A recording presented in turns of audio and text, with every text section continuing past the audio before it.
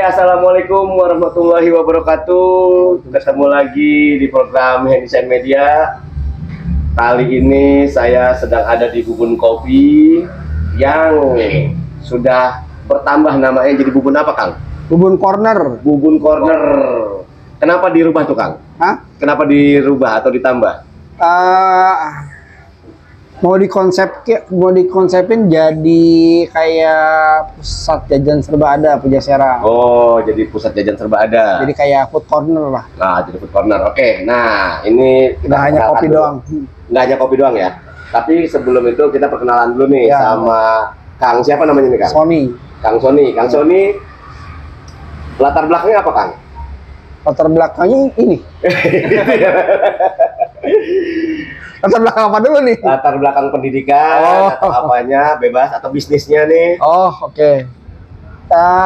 Pendidikan saya sebenarnya dari jurusan non IT sih, tapi dari perpustakaan. IT dari perpustakaan. Ilmu perpustakaan Ilmu perpustakaan. di Terus Unpad. sekarang bergerak di IT. Sekarang alhamdulillahnya bergerak di IT. Oke. Berarti autodidak ya berarti? Nyasar. Biasa. Oke, itu pembukaan ya. Gue juga didampingin nih sama co-host, asik co-host, udah keluar punya co-host ya Hendyshine Media ya. Sama Agung ya, Gung ya? Ya. Ya, Agung juga bergerak di UMKM, jadi kebetulan kita ada mau banyak bertanya sama Kang Sony nih, Kang. Boleh. Karena kita dapat kabar Kang Sony ini. Siapa yang ngabarin? Itu dia burung kayaknya. Ya, jadi dapat gosip-gosip lah, gosip kalau Kang Sony bikin usaha dalam bentuk IT. Oke. Banyak software untuk mendukung UMKM nih, Gung. Ya, itu penting banget sih. Nah. Kan banyak banget UMKM itu yang secara pembukuan ya, itu berantakan banget. Akhirnya bukan masalah mereka tidak bisa jualan atau misalnya omset mereka kecil, tapi karena pembukuan mereka berantakan dan malah campur sama kebutuhan pribadi yang mereka, akhirnya secara usaha mereka drop. Jadi emang yang saya lihat itu pencatatan transaksi itu penting banget sih. Iya. Stop dan lain sebagainya. Ya. Nah, itu salah satu kendala yang ada di UMKM nih ya. Nah, makanya saya mau ngulik dari Kang Sony nih, Kang. Tapi sebelum ngulik, saya pengen banyak tanya tentang background Kang Sony dulu. Tadi ya. Kita baru sampai Kang Sony belajar tentang library ya berarti ya. Ilmu perpustakaan. Ilmu perpustakaan. Ya. Terus lari ke IT, itu gimana belajarnya awalnya? Ya sebelumnya mungkin karena dari perpustakaan itu sebenarnya ada salah satunya ilmu informasi ya. Tapi secara teori. Secara teori. Iya. Oke. Nah, ternyata kan di dalam perpustakaan juga nanti ada beberapa ilmu tentang bagaimana cara pencarian Data buku. yang cepat, kemudian organisasian buku, katalogisasi, dan lain sebagainya. Sebenarnya itu bagian dari proses secara background di aplikasinya dengan realisasi di fisik di lapangan. Memang diajarin saat itu? Diajarin. Nah, tapi akhirnya saya ngambil spesialisasinya di arah yang IT-nya. Di arah IT-nya. Iya. Nah, itu belajarnya susah apa gampang?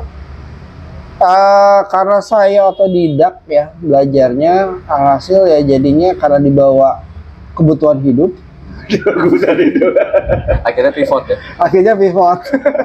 Oke. Nah, terus ngediriin KCS ya? Masih panjang gitu. Oh, itu masih panjang. Oh, perjalanan ceritanya masih panjang gitu. Coba dipersingkat gimana cara Lulus persingkatnya? kuliahnya kapan? Ya. Pivot ke IT-nya kapan? Dari lulus kuliah tuh udah pivot ke IT. Udah pivot. Tapi kerja nggak langsung bikin usaha. Oke. Pernah kerja di beberapa perusahaan lokal, sama pernah multinasional juga, sama yang pernah di end user juga, di tambang juga pernah ya. Jadi nyampur gitu loh, mulai dari industri consulting, pendidikan, kemudian ujung-ujungnya terakhir di end user. Di end user sebagai bagian dari tim IT juga. Nah, sampai dia nawarin pensiun dini gitu kan. Oke. Karena lagi ada dulu izin ekspor tambang lagi dipersulit waktu awal-awalnya Jokowi. Ya, yang tahun 2009-an ya kalau nggak salah ya. Batu bara 2014-an ya? 2014 Ya, 2014-an. 2014-an itu ada kita nggak boleh ekspor, akhirnya harus di stop dulu produksinya, nggak bisa jualan dong si perusahaan tambangnya. Akhirnya ya 6 bulan berhenti beroperasi, berat dong ngasih gaji karyawan kopi yang nggak ada penjualan. Nah, dikasih lah opsi itu. Pensiun dini tadi. Pensiun dini. Tapi yang ngambil nggak terlalu banyak sih. Cuman dari 4.000 tuh ngambil cuman 15 orang. 15 orang. Termasuk Kang Sony? Termasuk ya. Oke. Dan dijadikan modal awal tuh. Iya. Jadi modal awal dari bisnis tuh dari situ. Iya, betul. Dari pensiun dini tadi. Pertama bikin bisnis apa? Bisnis pertama adalah beli usaha dari orang yang mau jual. Dan kebetulan dia nerusin tokonya di kawasan di sini. Kebetulan saya rumahnya di Harkit kan. Nah kemudian dia ya kita pernah belajar di tempat dia, terus dia nawarin bisnisnya. Apa tuh bisnisnya? Bisnisnya bubun dulu bisnis cemilan Bandung. Oh, cemilan ini tempat ini nih. Sebelah. Oh, cemilan tadinya. Iya, jadi khusus dia jualan cemilan Bandung kayak basreng, terus kayak kerupuk-kerupuk, kemudian tempe goreng dan sebagainya. Khas Bandung lah. Khas Bandung ya. Karena kebetulan saya juga orang Bandung kan. Oh, model brownies yang Amanda Katika Sari. Betul. Oh, bisnis itu. Bisnis itu dibeli itu bisnisnya. Bisnisnya dibeli, diterusin kontrakannya, kemudian saya remodel ulang dengan pakai sistem. Kemudian sampai ke 2017. Sampai 2017. Ya, jadi 2013 sampai 2017 tuh banyak nih jualan cemilannya. Jadi saya beli ke Bandung, bawa mobil, kemudian ke sini, terus dijual. Dijual di sini. Dijual di sini. Effort juga berarti ya. Lumayan. Lumayan tiap minggu tuh saya harus ke Bandung. Keliling ya, ambilin satu-satu gitu di tempat ya. Berarti belanjanya seminggu sekali gitu. Seminggu atau ya tergantung dari kondisi stok di sini habis. Terus dari situ mulai kemudian pivoting pertama. Ya dari tadi pivoting mulu nih ya. Iya, pivoting pertama. Muter-muter nggak puyeng ya.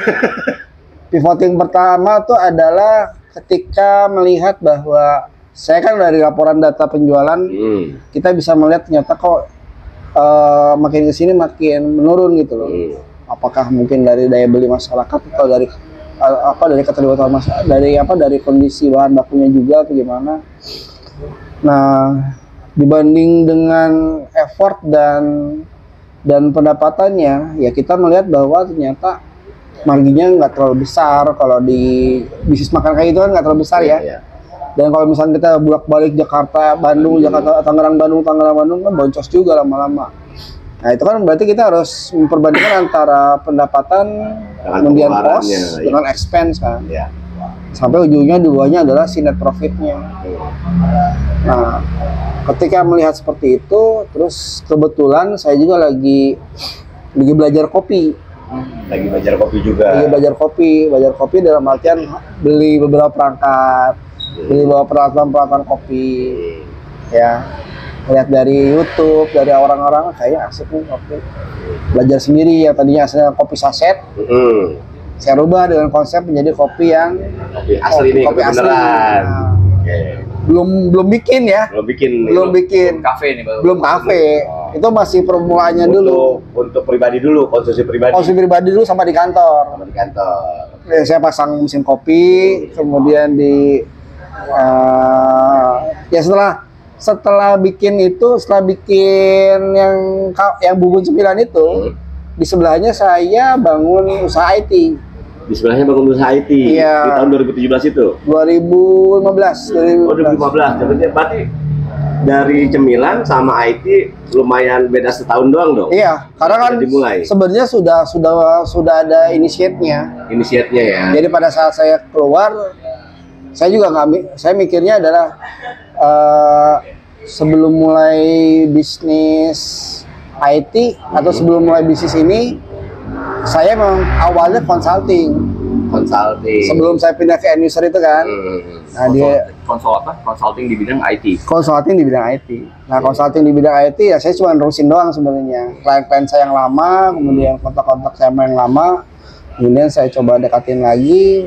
Nah, alhasil ya dapat beberapa project, pas ada yang ngerjain dong. Iya, iya. Ada kerjaan, nah in paralel IT sama cemilan tuh Jalan bareng. berjalan bareng.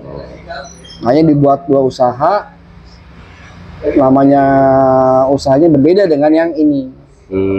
Jadi yang satu adalah konsultan, yang satu lagi adalah ya namanya ya bukan kedai lah, toko kelontong lah istilahnya. Dan dulu waktu di awal tuh timnya berapa orang tuh Kang Sony? Kita pernah sampai 13. 13. Itu di yang cemilan Bandung. Enggak di itu. Di IT-nya aja. Itu sudah pakai nama KCS atau belum? Belum. Baru konsultan aja. Ya, baru namanya dulu namanya Tiza Solution. Oke. Nah, gue pengen tahu nih Kang. Konsultan untuk IT itu biasanya orang mengkonsulkan apaannya sih gitu loh. Oh. Biasanya itu kalau consulting IT itu tugasnya adalah kita dengerin dulu. Dengerin dulu mereka masalahnya apa. Oh gitu. Ya. Oke. Jadi kita dengerin dulu masalahnya apa, mereka kebutuhannya apa. Sebenarnya adalah masalahnya mereka adalah benefitnya buat kita. Masalah mereka adalah benefit buat kita. Iya, karena kita mengisi masalah tersebut dengan memberikan solusi. Ya. Memberikan solusi agar yang menjadi masalah tadi bisa ditutupi dengan si solusi yang kita berikan. Salah satu contohnya apa nih? Dulu di awal-awal kita bikin satu buah satu buah sistem di dulu klien-klien kita namanya buat di perusahaan air minum. Perusahaan air minum. PAM. Oh, PDAM. PDAM. Oke. Ya perusahaan daerah kan. Daerah ya. Nah, masalah yang mereka utarakan tuh apa tuh? mereka itu adalah memetakan pipa. Pemetaan pipanya. Bayang nggak? Belum nih. Nah, pipa yang di tengah jalan yang buat PDAM, mereka tuh nggak punya sistemnya. Untuk rusaknya atau untuk banyak jumlahnya? Mendatanya aja dulu. Mendata dulu. Iya, di depan kita ini ada pipa, kita tahu nggak ukurannya berapa? Nggak tahu. Bahkan dia nggak punya datanya sendiri tuh. Datanya ada, tapi di otaknya si orang. Jadi di otaknya orang yang masang dulu. Iya. Oh dulu yang masang ini siapa? Kemudian ukuran berapa? Ukuran berapa betul? Dari mana ke mana? Iya. Dan satu orang itu keluar kebingungan. Bingung. Nah, jadi yang tadinya asalnya di otak orang, iya, dipindahkan, didigitalkan. Oke. Kampanye gitulah kampanye. Iya. Nah itu kan pakai teknologi yang namanya GIS, Geographical Information System. Itu yang Akang bikin tuh di dalam situ berarti ngedata semua pipa yang ada tuh. Membuat sistemnya, kemudian memberikan pendampingan ke PDAM-nya untuk bagaimana sih memetakan ke dalam sistem. Jadi bikin teknologinya, sebenarnya teknologinya udah ada namanya GIS. Nah, cuman kita mengejawantahkan, mengimplementasikan ke sistem dan agar bisa dipakai secara online. Jadi nanti kalau misalkan secara visualnya itu adalah kita bisa membuat sebuah pemetaan terhadap si PDAM ini dia punya pipa ukuran ini di daerah sini berapa banyak, berapa meter, berapa kilo, berapa panjang, ya. Dengan besaran dimensinya berapa, incinya berapa. Kemudian kita dari mereka itu bisa buat analisa. Pertama banyak hal yang terkait dengan pipa ini buat mengkonsum berapa rumah tangga. Gitu. Jadi nanti kan pendistribusiannya bisa untuk berapa banyak nih, gitu. Jadi kita bisa tahu sebenarnya adalah yang satu buah daerah yang red zone, green zone atau yellow zone. Red zone itu yang jumlah manpower, jumlah kepala keluarganya dengan debit air yang dikeluarkan dari PDAM-nya itu mencukupi atau enggak? Ada rasionya mereka. Iya, ada perhitungannya lah ya. Jadi segini buat berapa meter kubik per detik. itu bisa nggak dikonsumsi oleh si pelanggan. Banyak keluhan kalau misalkan di PDAM itu adalah Air kecil. air kecil. Ya, tempat lu juga ya, Gung ya? Iya benar banget. Ya kan? PDAM itu nggak bisa, kadang nyalanya malam-malam doang. Ya, Itu ini di dia. tempat orang tua saya tuh kecil, Iya. tapi di tempat tinggal saya sekarang Besar. besar. Gitu. TKR atau apa? Iya TK-nya. TKR itu kan berarti kan kabupaten kan? Nah, iya, kabupaten. Nah, berarti dengan kata lain dari sistem yang Akang bikin itu bisa dijadikan sebagai risetnya mereka, analisanya mereka ya untuk oh ini mesti ditambahin atau tidak gitu ya. Iya, buat pengembangan. Buat pengembangan Iya. bener-bener. Mereka tuh ada orang distribusi, ada orang-orang produksi. Ya itu punya agenda tiap tahun itu. Oh saya mau pasang apa gitu loh. Iya. Ini nggak dapat kopi nih. Oh, ini Kang Kopi. Kopi dong. Americano ya biasa ya. Asik. Nah itu IT ya. IT. Kemudian hampir ke beberapa provinsi sih Hampir ke beberapa provinsi. di seluruh Indonesia. Karyanya ada di Jawa Tengah, Jawa Timur, Sumatera, kemudian ke Kalimantan, Sulawesi, Maluku juga pernah. Berarti lu Kang Sony ikut mapping ke lokasi juga atau terima data aja? Nah saya kan punya tim. Nah kemudian timnya juga ada spesialisasi juga kan. Iya. Ada yang megang GIS-nya, ada yang megang sistemnya, kemudian ada yang megang cara pemetaannya. Ya, Nah, Kang, ini IT ini kan buat gue nih personal ya. Itu kan kerjaan paling pusing, Kang. Buat yang nggak bisa. Iya, buat yang nggak bisa gitu kan. Karena harus coding lah, harus apalah, itu gimana caranya nih Akang yang tidak belajar IT secara spesifik tapi secara mandiri ya belajar ya berarti ya, itu bisa memahami itu? Yang pertama sih mau belajar. Ya pertama mau belajar dan membuka diri terhadap teknologi baru. Karena kalau di industri IT itu 3 bulan lewat aja, itu pasti teknologi udah share mana-mana. Udah ada pembaruan lagi gitu ya. Secepat itu. 3 bulan. 3 bulan. Gile. Ya di dunia IT itu kayak gitu. Iya. Rotasinya seperti itu. Cepat juga ya. Cepat sehingga kita ya mau nggak mau harus antisipasi.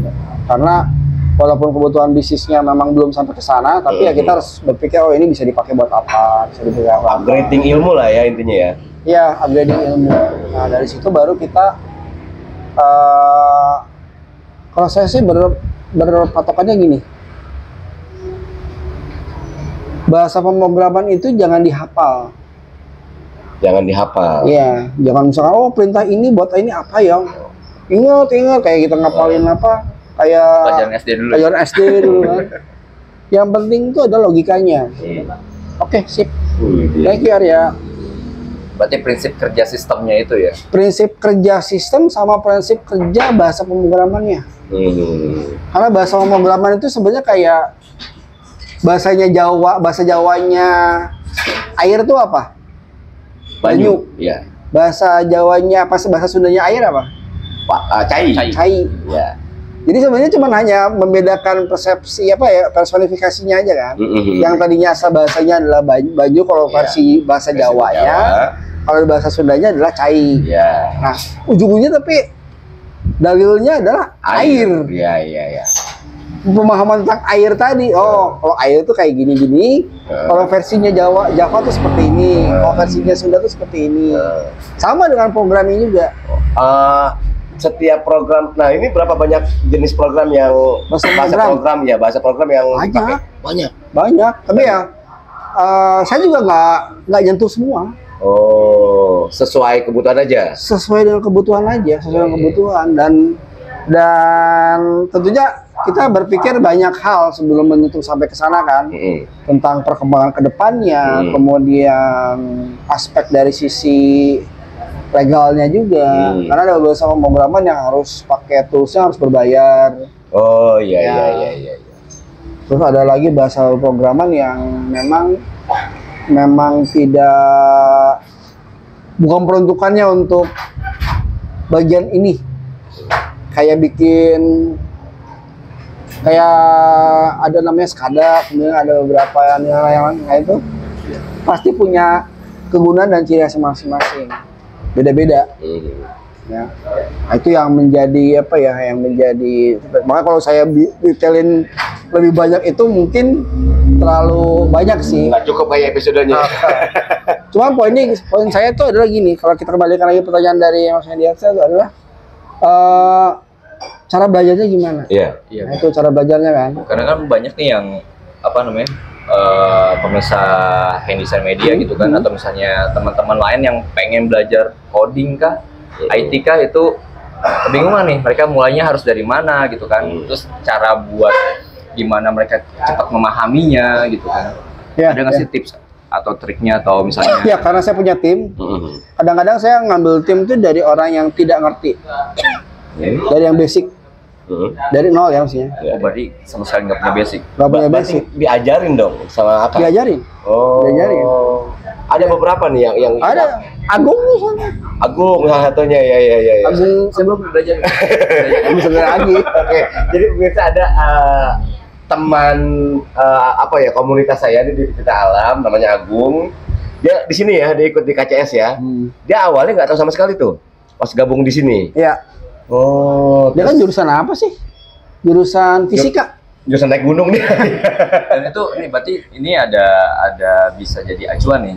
Jadi kan untuk orang yang tadinya tidak mengerti IT sama sekali gitu kan. Ya. Nah ini sepengalaman Kang Sony gitu kan, Mas Agung itu waktu itu dia belajarnya berapa lama tuh sampai dia akhirnya paham, Bisa memahami. Iya. Enaknya sih sama orangnya sih, cuman kalau saya ngukurnya adalah memang ada effortnya ya. Iya, iya. Effort lebihnya adalah kalau saya hire orang IT Ya. langsung, dia pasti langsung cepat karena dia sudah diajarin. Ya, udah punya basic. Udah punya basic kan. Ya. Nah, sedangkan kalau mereka yang baru ini itu effortnya adalah ya mulai dari nol lagi, seperti dari semester 1 kuliah IT. Kuliah. Ya.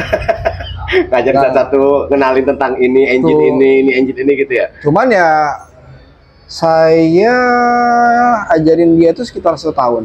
1 tahun. Sampai dia bisa pegang project. Sampai dia bisa pegang project. Ya. Menjadi bagian dari tim project. Menjadi bagian dulu. Kalau di awal-awal saya sendiri. Kalau di awal saya sendiri. Karena kan ceritanya waktu saya ambil yang 13 orang itu shutdown gara-gara COVID. Oh, jadi ada juga nih peran si COVID nih.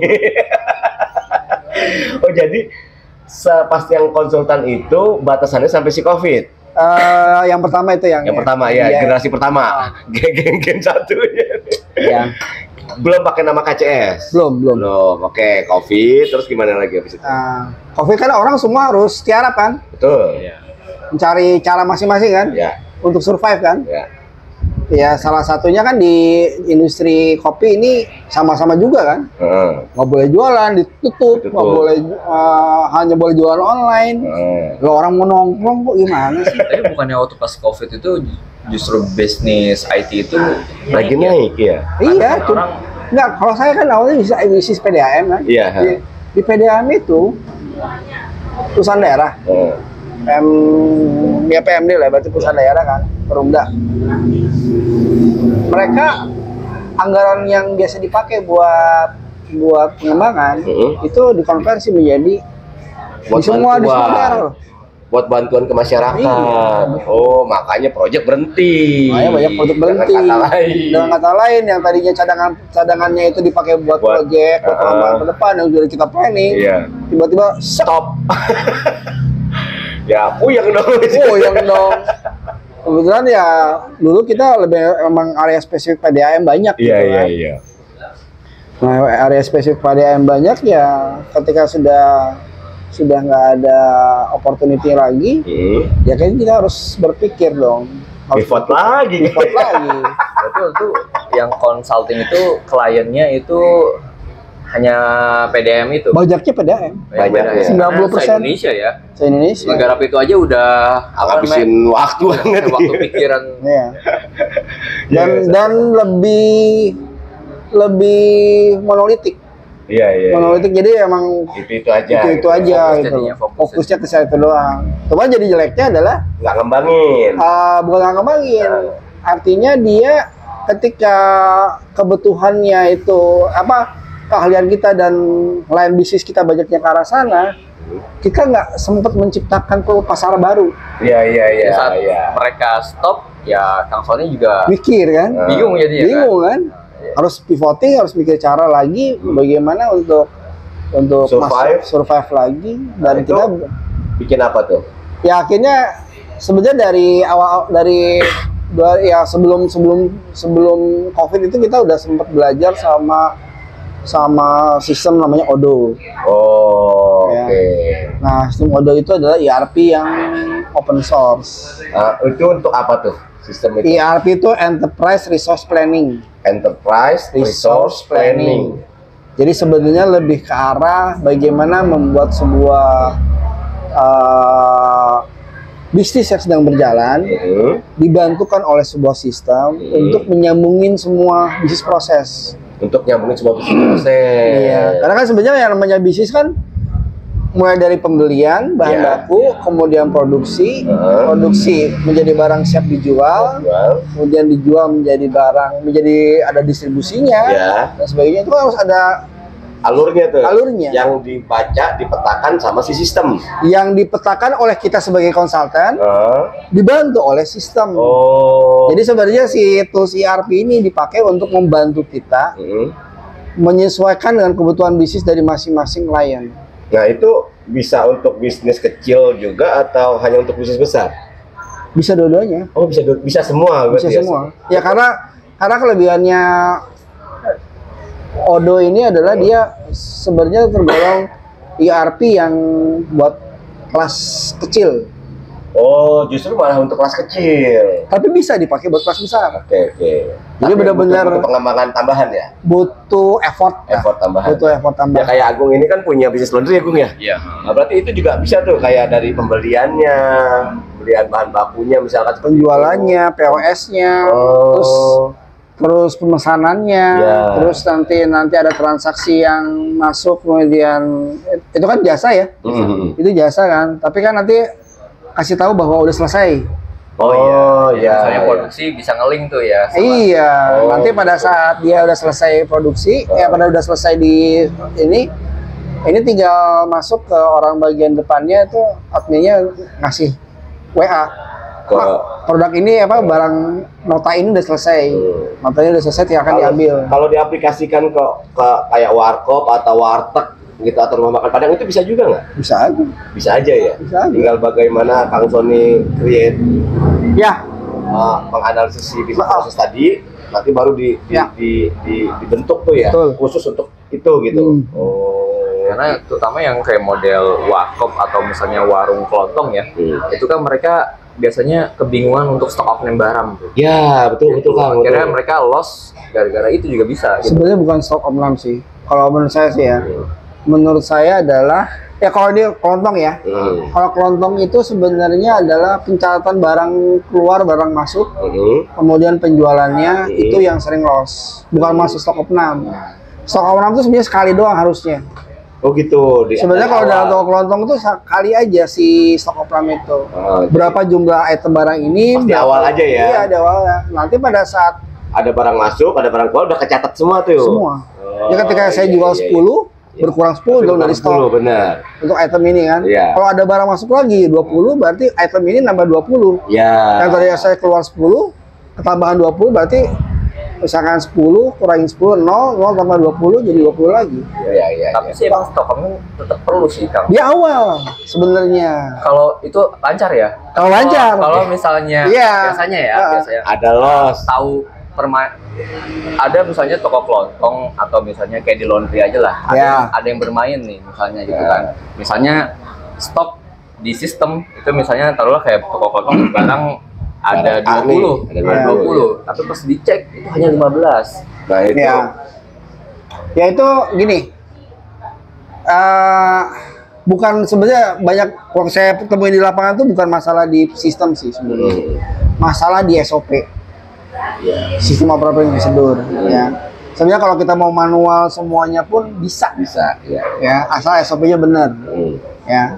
Ada orang yang bertanggung jawab terhadap keluar masuk barangnya, itu orang itu terus. Iya, iya, iya. Orang gudangnya Orang gitu. gudang lah istilahnya ya. Jadi dia tahu, oh lo masuk berapa? Dari turun truk ya, dihitung satu-satu kan, masuk ya, dari penggudang. Kemudian penjualan berapa ya, dia hitung lagi gitu kan. Nah itu sebenarnya keluar masuk barangnya itu yang menjadi masalah. Nah, sehingga sampai suatu kondisi ada yang kurang barangnya, ada yang macam-macam. Bisa jadi permainan, bisa jadi apa? Human error, itu gitu ya. Karena banyak di usaha toko-toko kecil lah ya. Itu kan kebanyakan karyawan cuma satu tuh Kang. Owner itu masih turun tangan tuh kan, pasti turun tangan. Dia ngecekin stok, dia ngurusin sales, dia ngurusin pembukuan. Jadi si karyawan tuh hanya sebagai front office. Ya, helper front office, mengasirin dan lain sebagainya itu. Ya, tugas-tugas yang kira-kira itu tanggung jawabnya minim biasanya. Jadi tanggung jawab itu tetap dipegang sama pemilik. Nah itu Kang Son itu gimana caranya ngasih problem solving gitu kan buat teman-teman UMKM. Itu gimana caranya ada aplikasi yang bisa memudahkan mereka untuk mengelola usahanya ya. Iya. Terutama dengan permasalahan-permasalahan yang tadi. Yang pertama sih dari sisi ini dulu. Yang pertama dari sisi pain-nya tuh, lukanya dia tuh di mana? Pain-nya tuh artinya masalah paling besar dia tuh di mana? Dia pengen misalkan ya, contoh. Nih, gue kalau kayak begini tuh gak bisa kemana-mana nih. Jalan bisnis. Nggak bisa remote. Nggak bisa remote, betul. Kayak saya nih, saya bikin warkop misalkan. Kok mesti gue lagi yang jaga nih gitu kan. Nah itu, atau gue pengen ngelihat data penjualan gue berapa sih dari jauh, itu kan susah kalau nggak ada aplikasi atau nggak ada. Ya itu salah satunya gitu ya, gunanya itu. Jadi gunanya si sistem ini harapannya adalah dari sisi business ownernya itu bisa tahu tentang perkembangan usaha secara langsung dari mana aja. Saya ke Bandung, saya kemana ya masih bisa ngelihat si penjualannya di kafe ini bisa kelihatan. Masih bisa monitoring gitu ya. Monitoring. Apalagi yang bergerak terus. Ya. Kalau kayak gini kan bergerak terus nih. Ada orang beli, ada orang beli barang, kemudian ada macam-macam. Barang masuk.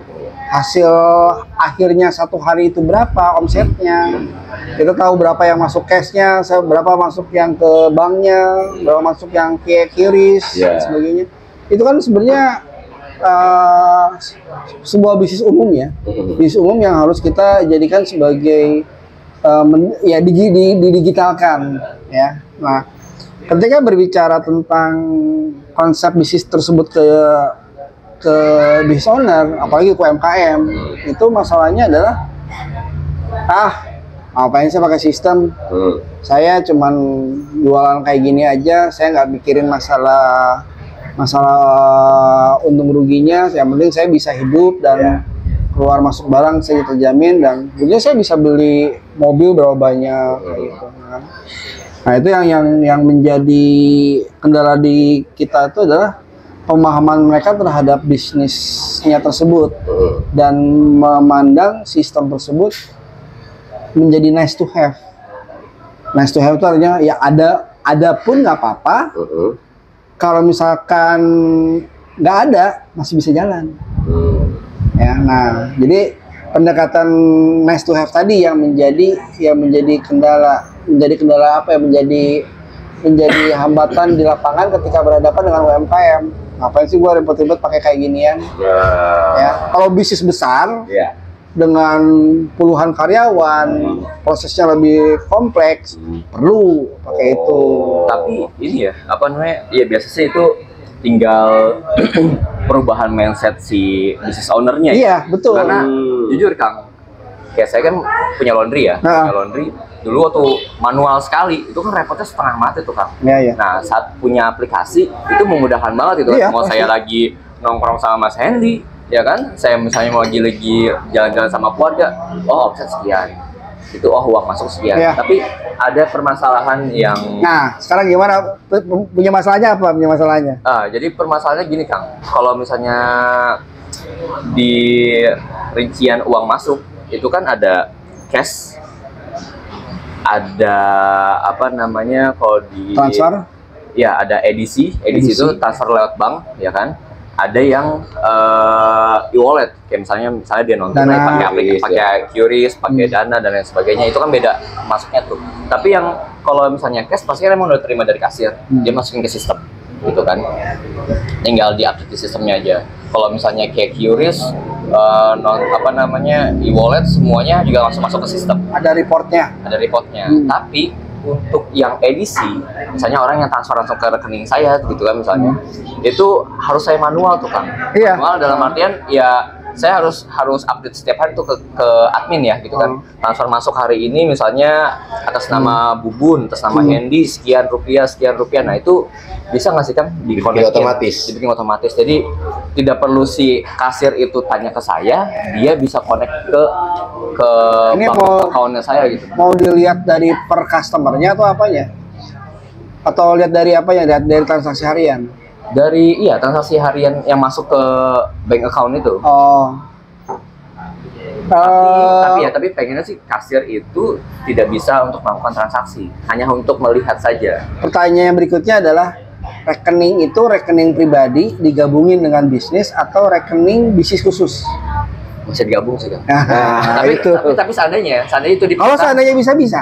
Oh gitu, jadi dia memang harus khusus Harus. supaya baca transaksinya itu udah khusus ke situ. Namanya doang. bank statement ya. Oh, itu dia aplikasi tambahan lagi. Ada aplikasi tambahan. Berbayar juga. Kalau di Odoo ini dia ada add-on sendiri tambahan. Ada add-on ya. Oh, add-on modelnya. Cuman bisa dilingin dengan itu.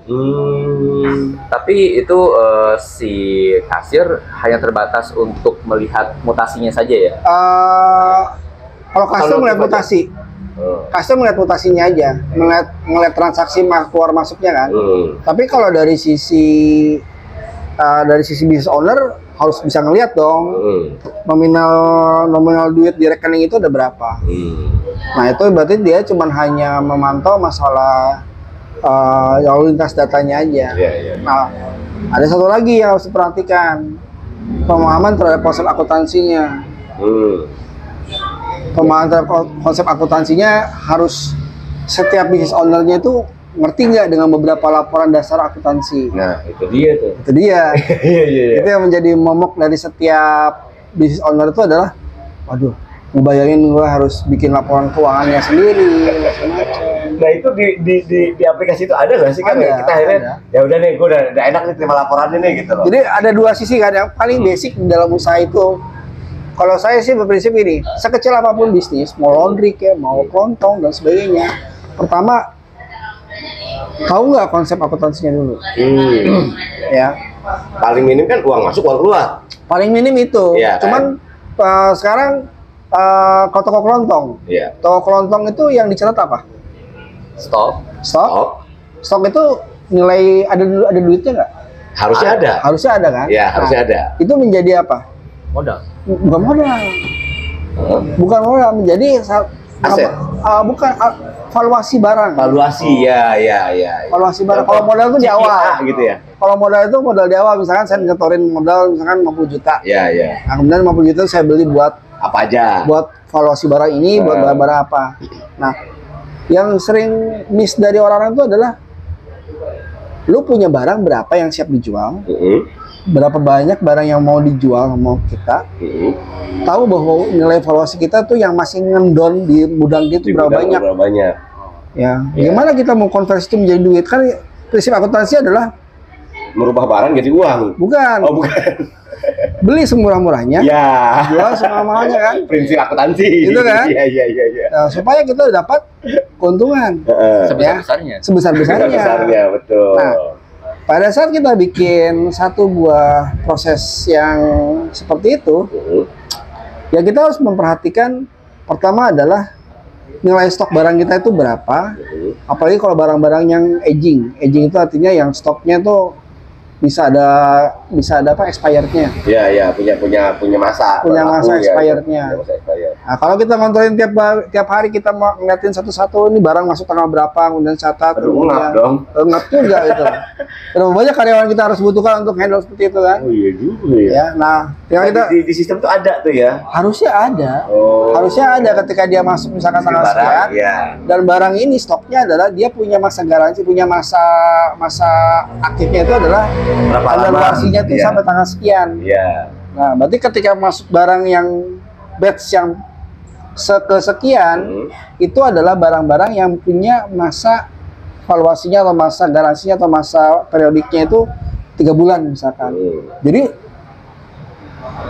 ya nggak semua orang mau beli semua ada kemungkinan barang-barang tersebut setelah kita beli selama 3 bulan nggak kejual-jual, Nah, iya. ya kan? Nah ketika nggak kejual mau jadi apa itu?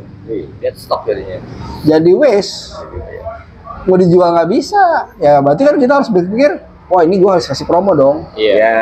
Biasanya begitu ya. Biasanya gitu kan? Mendekati expired Nah. langsung yaudah jual Yang harga triknya modal. Indomaret, Iya. triknya Alfamaret itu kan karena mereka punya sistem. Betul. Jadi Ya, bisa sistem. ngebaca itu ya. Bisa ngebaca itu.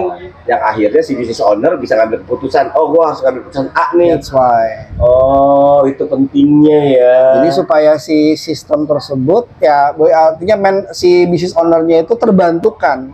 Ingat ya, sistem itu adalah tools. Hanya tools ya, Hanya tools pembantu. Iya. Ya.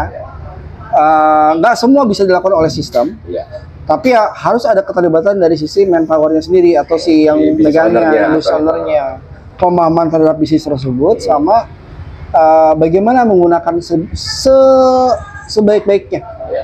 Karena sistem ini sudah disediakan buat kebutuhan bisnis kecil sampai bisnis besar yang tadi Mas Hendy bilang itu, Iya. itu sebenarnya sudah ada jawabannya. Tinggal bagaimana menggunakannya Bagaimana menggunakan dan mau dipakai atau enggak, serta konsisten terhadap penggunaannya tersebut. Iya. Dia udah punya dari A sampai Z, yang kepake cuma C. Ibaratnya Sayang punya banget HP, ibaratnya punya HP, Iya, smartphone, cuma buat telepon doang. cuma pakai SMS doang sama telepon. Sayang gitu. Sayang gitu kan. Yang boleh buat saya ya kan. Iya. Nanti orang tua saya almarhum nggak pernah saya beliin smartphone karena ya ujungnya nggak Cuma ngerti, telepon, cuma SMS. SMS doang. Ngechat WhatsApp aja nggak bisa. Iya. Jadi memang sebenarnya yang harus aware itu si business owner-nya ya. Ya, Si business owner-nya dulu muncul Melek dulu. awareness, melek dulu. melek dulu betul. Baru dia bisa menggunakan tools itu untuk apa? Iya. Jadi buat teman-teman dari pemirsa Hendy di sini adalah mau berubah tadi mindset. Oh, oke. Mindsetnya dirubah dulu. Dirubah dulu. Mindsetnya dirubah dulu supaya ada kebutuhan terhadap pelaporan keuangan yang bisa mengetahui bahwa saya bisnis ini untung atau enggak sih. Itu kan. Ada laporan profit and loss, laba rugi, ya. Kemudian neraca. Baca. Beda fungsi tuh Ya. kalau secara akuntansi. Laba rugi untuk mengetahui saya untung atau enggak. Kalau neraca tujuannya adalah untuk memantau sehat atau enggak, Sehat atau tidak ya. wellness-nya. Itu beda fungsi. Karena wellness-nya itu nanti informasi kita duitnya atau duit bank kita di mana bukan di dalam PNL, tapi di neraca. Biasanya neraca tidak semua orang bisa melihat. Nah, ini Kang Sony bisa gimana caranya mengedukasi Iya. teman-teman UMKM ya, terutama Nah. ya, UMKM kan mereka ada yang nggak ngerti tuh neraca opo iki Kang misalnya Iya, gitu kan. nah. Kunaon lah ya gitu. Iya. Atau contoh saya punya apa ya, punya warung aja lah ya. Warung kan item banyak Ya. ya kan, warung kelontong ya, ada cikil, ada permen lah, ada Ya. susu lah gitu-gitu. Nah itu apa sih ini pentingnya punya aplikasi tuh gitu loh. Pertama gini, yang pasti kalau mohon maaf ini ya, toko Madura penting nggak itu? Ya, toko Madura. Ya, Sebenarnya penting. buat mereka penting. Cuma kan mereka udah terbiasa dengan konsep yang seperti itu kan, ajar bleh ya kan. Nah, itu yang menyebabkan banyak orang yang punya duit, berpikir, oh saya belum punya pengalaman dari bisnis kelontong ini. Tapi ada franchise yang menyediakan Idol Mart, Indomaret, Alfamart, karena mereka punya apa? Punya sistem. Nah, mereka bisa berkembang segitu Nah, mereka bisa berkembang pesat dan mereka bisa meyakinkan ke si business owner bahwa ini dijalankan dengan prinsip keterbukaan dan laporan keuangan yang sudah mendetail gitu. Iya. Ya, itu yang menyebabkan banyak orang ya udah saya percaya yang sama best practice yang sudah berjalan lah. Itu makanya Indomaret di mana-mana. Yeah, Sebenarnya Indomaret ada Alfamart, bahkan ada 3 ya, nanti ada lagi ada Yomart, ada macam-macam. Karena mereka punya sistem gitu semuanya. Dan itu sistemnya udah tersentralisasi. Mulai dari pembelian, habis barang stoknya berapa, kemudian dari ada namanya adalah merchandiser-nya. Merchandiser kan biasanya orang yang menilai, oh si toko ini harus saya beli berapa banyak, berapa banyak, kemudian barangnya apa saja. Itu nanti diakumulasi di kantor pusat masuk ke distribusi masuk ke pengiriman ke masing-masing outlet. Ada kan ada Bimart macam-macam itu kan. Tiap hari muncul datang ke Indomaret di depan. Logistik ya. Logistik. Nah, biologistik itu semua bersistem dan itu kalau Alfa itu sama kayak itu dia pakai SAP. Dan nggak perlu di order sendiri ke kantor pusat ya, udah by system semua kan? Sistem semua. Jadi udah kayak ada warning ya, oh barang ini di sana udah habis betul. tuh. Mereka langsung track. Itu namanya minimum stock order. Nah, kalau ceritanya adalah kelontong, misalkan ada ya kita ada beberapa kerjasama dengan beberapa toko sekolah. Toko sekolah tuh koperasi sekolahan. Bisa koperasi, bisa unit usaha khusus di sekolahan. Oh, unit usaha khusus di sekolahan nih. Unit usaha sekolahan dia pengen si murid-muridnya itu dari kan dia sekarang kan modelnya kan dari pagi sampai sore tuh. Iya. Ya. Jangan boleh keluar kantor sekolah. Ya, kayak misalnya mau beli penggaris, beli hapusan, beli makanan kecil. Ya, beli makanan kecil. Nah, mereka bikin bisnis toko di sekolah masing-masing. Supaya apa? Bisa menjadi income tambahan dong buat sekolahnya. Betul. Dan memang ada pelajaran bisnis juga kan. Ada pelajaran bisnis juga. Apalagi sekarang sekolah SD IT itu kan banyak kayak gitu kan rata-rata. Nah, itu mereka butuh sistem kayak gitu. Iya. Butuh sistem seperti itu. Dan kita udah kerjasama juga dengan JSIT. Apa itu JSIT? Jaringan Sekolah Islam Terpadu. Jaringan Sekolah Islam Terpadu. Iya, Jaringan Sekolah Islam Terpadu. Kita ada kerjasama juga dengan mereka. Kalau mereka ada sekolah yang mau mengembangkan minimarket sekolahan. Oh, bahasa itu minimarket sekolahan. Iya, minimarket sekolahan. Kantin lagi ya, lebih. Bukan. Lebih serba lah misalnya. Kantin lain lagi. Kantin udah kayak kafe gitu kan. Ya. Kayak kafe beda lagi kan. Lebih ke makanan jadi lah ya. Kayak resto gitu. Kalau ini enggak minimarket. Makanya tadi kan dulu kan kalau zaman kita kecil koperasi ya kan. Nah, ini lebih dikembangin lagi menjadi minimarket ya. Iya, jadi ada orang purchasing-nya khusus. Ya. Ada orang angkutnya khusus. Ya. Nah, cycle-nya sebuah unit usaha yang kayak Indomaret atau Alfamart dibuat skala kecil tapi di sekolahan. Di sekolahan. Dan Kang Sony bikinin app-nya tuh untuk itu. Ya di Odo udah siapin semua. Oh, jadi setiap transaksi, setiap apa kebaca semua. Iya, pembelian dari supplier A, supplier B, supplier C, jadwal pembayarannya kapan. Kemudian barang masuk berapa, barang yang consignment apa saja. Itu semua ada di dalam si sistem tadi. Kalau sekolah itu pengen, itu bisa ngajuin ke Kang Sony tuh? Bisa aja. Itu sistemnya gimana? Beli kah, sewa kah, bagi hasil kah, atau gimana Kang? Kalau buat mereka itu kayaknya kita ada konsep yang disebut sebagai subscription.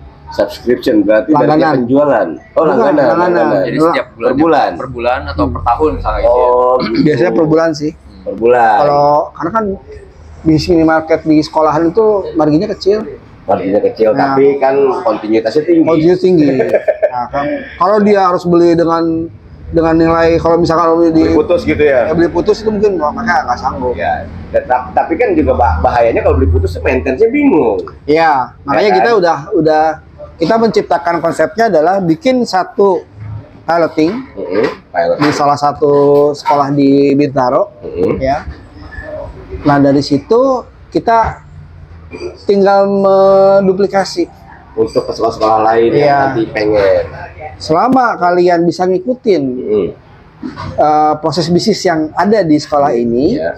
itu cepet. Oh. Tanpa perlu harus reimplementasi, harus ngobrol dengan usernya macam-macam. Nah, Kang, ini seru nih, Kang nih.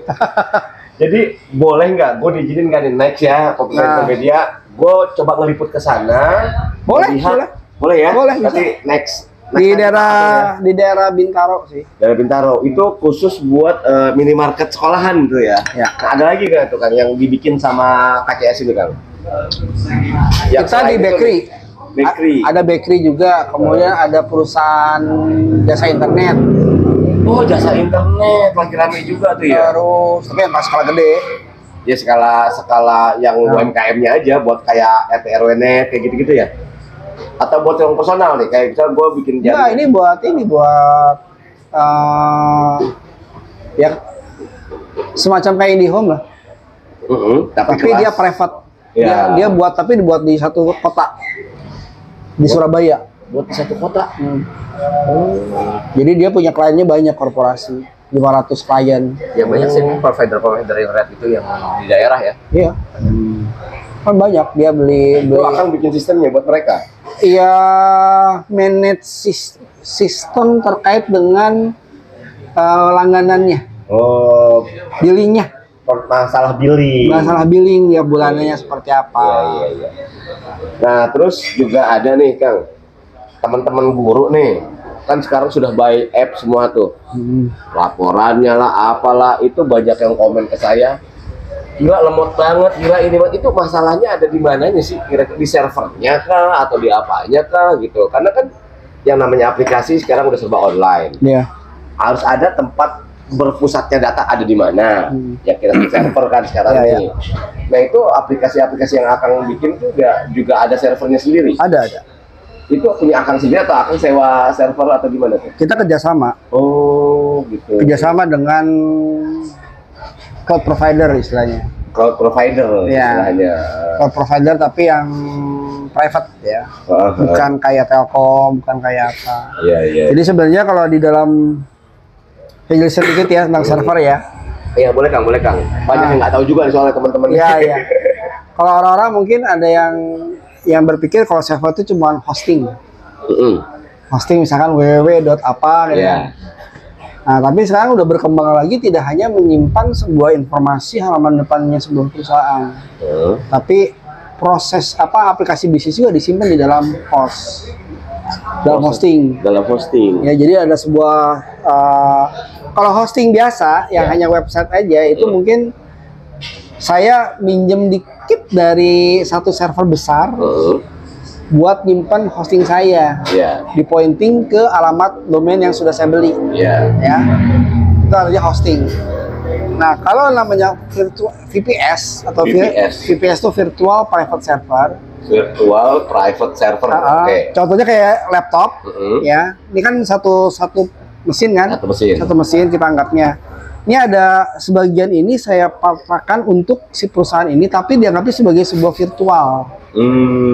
Nah, saya boleh isi apa aja, mau di dalam kotak ini yang kita mau aplikasi yang lain, selama kapasitas dari server tersebut memadai. Memadai, ya. Nah, nyata seiring perkembangannya bisnis, saya mau berkembang. Dari yang asalnya cuma misalkan 4 GB memori, kemudian hadisnya cuma 200 GB, misalkan. Kedepannya saya mau jadi 8 misalkan 8 GB 1 tera, bisa aja. Tinggal biayanya aja. Tinggal nambahin aja, di extend. Jadi modelnya pay as you use.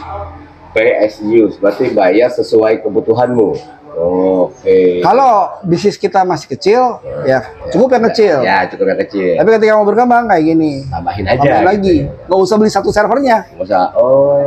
Nggak usah beli satu server gedenya. Saya cuma belikan sebagian kecil, segini doang ya. Tapi cukup buat kebutuhan saya Sementara ini. sementara ini. Nanti kalau misalkan ternyata butuh space yang lebih luas lagi, Iya. baru tinggal extend aja. Extend lagi. Atau misalkan saya Pak pengen bikin VPS baru, saya pengen nyambung sama VPS saya ini, bisa aja. Oh, berarti beli 2 tempat Beli gitu. 2 tempat. Tapi ngeling. Iya. Oh, itu bisa juga. Bisa. Oh, gitu. Jadi kita kerjasama dengan cloud provider itu tujuannya adalah UMKM bisa dipakai, bisa ya misalkan yang tadi sekolahan itu kan. Ternyata udah ada 100 sekolah nih pakai itu. Ya nanti akan dibikin satu-satu virtual private server. Satu-satu tuh, jadi satu virtual. Supaya apa? Nggak di-sharing. Ya. Yang bikin lama itu adalah Di-sharing. ada satu aplikasi, database-nya segini, tapi yang pakai banyak. Iya. Yang pakai banyak, Jadi nggak hanya berebutan nih. berebutan di sini. Baca datanya, ngumpulin data segala macam berebutan. Tidak tereskalasi khusus buat si customer ini aja. Oh, gitu. Jadi harusnya mereka itu per sekolah servernya. Tergantung kebutuhan. Kalau misalkan yang kayak di sini, dia bisnisnya nggak hanya minimarket. Yang di Bintaro ya, dia nggak hanya minimarket. Dia ada juga catering, kemudian apa sih yang bikin baju tuh, konveksi, sama satu lagi apa ya, resto. Oh, lengkap juga tuh sekolah ya. Iya, makanya dengan sekolah apa tuh? namanya sekolah BMBC, sekolah BM3. BM3. Sekolah Islam deh ya, sekolah Islam terpadu. Iya, dia menjadi anggota dari JSIT. JSIT itu adalah jaringan sekolah Islam terpadu. Jadi sebenarnya target market saya adalah dengannya adanya piloting yang dari Pilot project BM3 ini sebenarnya mengarah ke semua JSIT. Dan ini sedang Indonesia. Mudah-mudahan Kang, karena iya. Ini udah berjalan berapa lama tuh? Baru setahun lebih lah. Komen dari mereka itu gimana tentang Ya mereka terbantukan banget lah. Terbantukan. Iya, mereka bisa bikin karena kan beberapa unit usaha yang ada di sekolah itu sebenarnya adalah masih abu-abu ya dalam tanda kutip ya. Belum lepas dari induknya. Iya. Ya. Masih induknya. Kayak yayasan lah. Ya. Iya. Dan mereka seringkali harus disuntik. Oh, untuk permodalan dan segala macamnya ya. Belum bisa mandiri. Usaha tersebut. Ya. Tapi ada beberapa sekolah yang udah berani mandiri. Nah, ketika udah mandiri itu mereka kesulitannya adalah laporan. Iya. Laporan keuangannya. Karena kan mereka harus melaporkan ke induknya. Makanya sistemnya dengan pertanggungjawaban. Jadi Mas ini mempermudah itu ya kan. Dan si pemilik yayasan pun bisa memantau itu. Bisa. Berarti. Oh, gitu. Jadi laporan keuangan yang dibuat itu tujuannya buat dikonsumsi oleh si stakeholdernya dari stakeholder. Ini memang tergantung dari kebutuhan bisnisnya kan. Dan aplikasi yang Kang Sony bikin nih bukan yang saya bikin, yang saya implementasi. Oke. Jadi sebenarnya kita pakai open source aplikasi Odoo ya. Tapi kita mengimplementasikan karena nggak semua implementer Odoo itu paham bagaimana mengolah Odoo yang ada menjadi buat kebutuhan bisnis yang berbeda-beda. Oh gitu. Kita menyesuaikan gitu kan. Misalkan buat kelontong seperti ini. Buat bakery ada lagi caranya. Buat produksi apa beda lagi caranya. Disesuaikan itu gitu ya sama si bisnis. Buat jasa juga bisa. Jadi aplikasinya basisnya web atau web. Tapi web private lah istilahnya. Web private itu bisa dikonversi ke ini nggak sih ke mobile? Iya, ke mobile atau ke Android? Androidnya udah bisa sih, ada aplikasi. Kalau yang versi enterprise-nya udah. Versi enterprise sudah bisa. Tapi berbayar dia. Sebulan itu per user ya dihitungnya sekitar 1 juta. Sebulan nggak sampai 1 juta. $10 tuh berarti berapa? $10 tuh 150.000 ya? 150 ribuan. Oh, per user. Itu. Per name user. Oke. Kalau masuk ke UMKM berat. Nah, itu dia.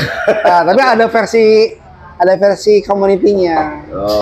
Nah, versi community sebenarnya tidak terlalu mahal. Dan itu cuma hanya bayar sebenarnya istilahnya adalah bayar jasa kita sama hostingnya tadi yang tadi VPS tadi. Iya. Tapi ini Kang, apa namanya? Tadi kan kalau misalnya si UMKM atau kliennya Kang Sony itu udah menggunakan apa namanya jasanya Akang nih ya. Nah itu untuk after salesnya gimana untuk bantuin Kalau kita maintenance dan lain sebagainya? Kalau kita modelnya subscription, langganan, selama dia berlangganan, pasti akan kita support. Oh gitu. Iya. Tapi kalau model lepas ya berarti by project nantinya gitu. By project nanti ada masa garansi. Iya. Sama bayar maintenance bulanan, bayar maintenance tahunan atau bulanan. Kalau yang dari sistemnya lepas. Iya. Nah itu kalau untuk UMKM-nya nih. Balik lagi ke UMKM. Ya balik lagi kan kita memang lagi mau fokus mendigitalisasikan si UMKM nih Kang. Ya betul. Supaya mereka punya tools untuk membaca perjalanan bisnis mereka. Supaya bisa ngambil keputusan, bisa menganalisis segala macamnya kan gitu. Nah itu yang termurah bisa Kang Sony kasih ke temen-temen tuh, misalkan ada dia jualan tadi misalkan warkop atau dia punya warteg atau apa laundry atau konveksi kan banyak macam tuh. Ya skalanya UMKM lah. Hanya Mas Riyadi sih. Tapi ya saya kasih bocoran juga ya. Yang paling murah itu sekitar 150.000 sebulan. 150.000 sebulan ya. Itu udah, tapi itu modelnya bukan VPS, tapi sharing. Tapi saya batasin satu VPS itu dipakai hanya bisa 10 atau 8 UMKM di dalamnya.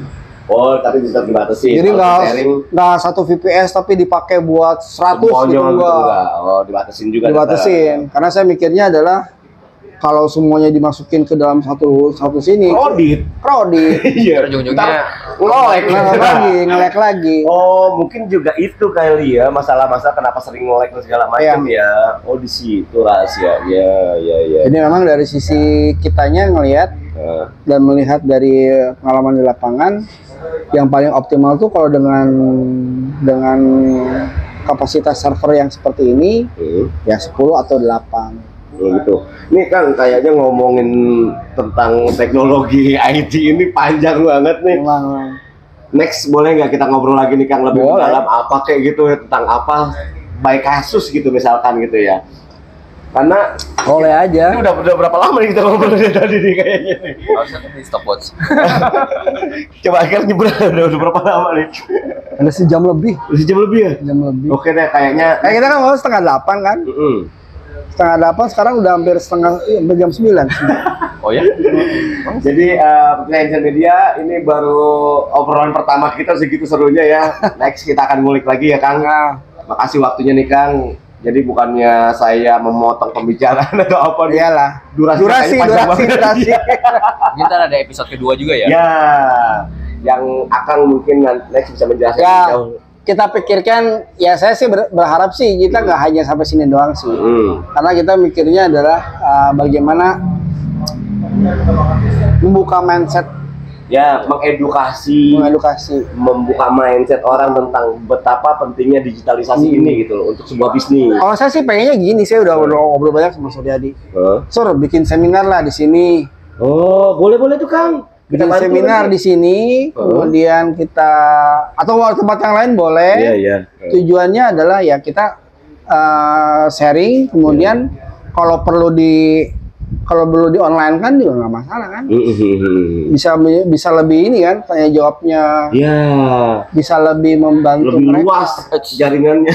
Karena pengalaman ya maksudnya istilahnya apa ya, dari tiap UMKM itu punya problematika masing-masing kan. Iya benar. Dan kalau bisa sih emang seminarnya itu lebih khusus misalnya ya untuk UMKM pengusaha laundry, ya, potong, nah boleh. itu lebih enak kan. Jadi enak tuh, spesifik tuh kan. Jadi nggak kemana-mana gitu. Gimana Sir?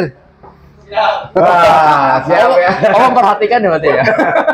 Itu ada besokan TV juga kan? Iya, jadi pokoknya untuk next kita minta waktunya buat ngobrol lebih lanjut lagi ya. Mungkin program tadi kita coba wujudin. Boleh. Oke, thank you Kang untuk ngobrol-ngobrolnya. Siap. Sir Agung juga terima kasih sudah nemenin. Sebenarnya kita ada ya untuk laundry khusus ya. Kenapa? Laundry khusus ada kita. Oh, aplikasi khusus laundry gitu. Udah punya. Udah ready. Ada apa aja? Laundry, Laundry, kafe, kelontong. 3 itu dulu. Warteg belum? Warteg Atau dulu. rumah makan lah itu. Rumah makan di kafe itu. Sama sih. Masuk di situ Resto. ya? Oh, resto. Oke. Karena konsepnya hampir sama. Beda-beda produk doang. Sebenarnya masih banyak saya mau tanyain sih. Masih banyak ya? Belakang dulu deh. Next. Durasi udah panjang banget. Oke, thank you pemirsa Indonesia Media. Udah nonton video ini, jangan lupa like, comment, share, and subscribe. Dan Jangan lupa Bubun Kopis ya. Nah, sering-sering main juga ke Bubun. Ya. Banyak makanan di sini ya. Ada banyak ini, ya pivoting juga. Wah, pivoting tuh. Upgrading kayaknya. Upgrading. Dari cuma kopi, sekarang penuh makanan, cemilan dan segala macam. Pokoknya datang. Ya, datang. Sip. Assalamualaikum warahmatullahi Wabarakatuh.